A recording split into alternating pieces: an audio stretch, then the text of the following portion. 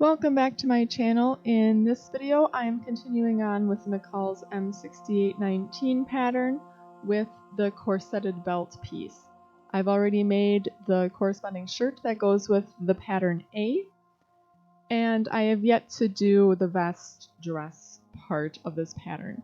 So this is part of my Aes Sedai Cosplay costume that goes with the Wheel of Time TV show / book series. Really excited that that came out, so I'm hoping to make it to a con sometime soon as a yellow Aja Aes Sedai. I am going to be modifying this corseted belt from the original pattern because I am using a faux leather. It's a lot stiffer than regular fabric, so I'm not going to be using the backing interfacing and felt that goes along with the pattern. One thing I learned while cutting these pieces is that you need to mark which ones you cut right side up and which ones you cut upside down, which would then be your left and your right sides, because I think I got some mixed up, which made my first test run belt look a little funny and out of whack. Another modification that I'm making to this corseted belt is embroidering on that very front panel. This symbol is part of the books. It's an ancient symbol written in the folklore, but it was a great opportunity for me to learn how to embroider on this kind of material. I had to slow things down a little bit just to make sure I didn't damage any of the faux leather. Next up is sewing all of the pieces together. Again, make sure you keep your left and right sides marked.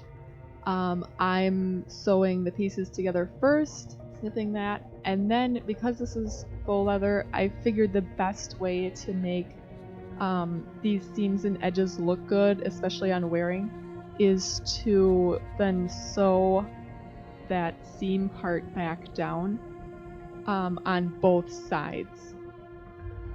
To be honest, I don't even know where I picked this technique up from, but I think I got it from some kind of upholstery that I was doing. I was looking at some car seats at one point. All I know is I did it, and it looked right, and it felt right to do. The other thing that I learned between my test belt and the final belt that you're seeing now is to make sure when you're doing that final stitch to have the front facing up, that way the feed dogs don't damage anything. Now that we're almost done, it's time to punch the holes and put in the little grommets or eyelets. After growing up with horses and constantly needing to adjust tack, I have had this hole punch for a very long time, this leather punch. Very nice tool, 10 out of 10, would recommend, made my life a lot easier.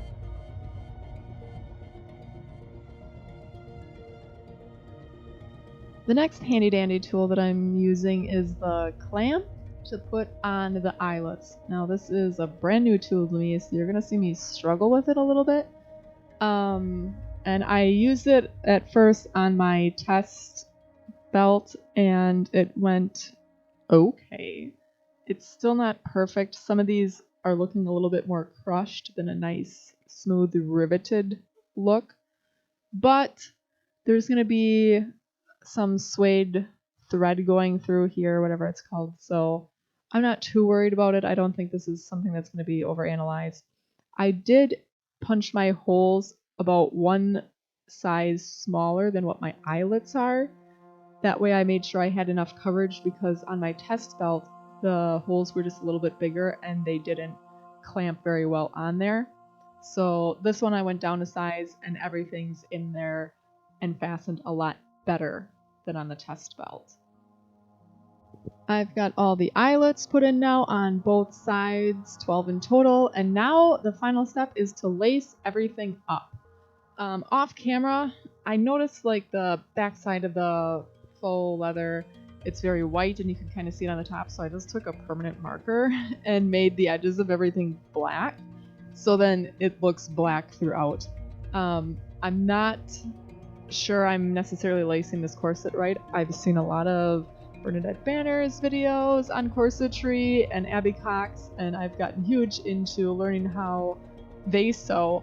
And I know that the proper way to lace a corset is to actually have the strings you tighten through the middle, but this is just a costume. It's very short. It's only got 6 eyelets, you know, a couple inches long, so I'm not too worried about improper lacing on this.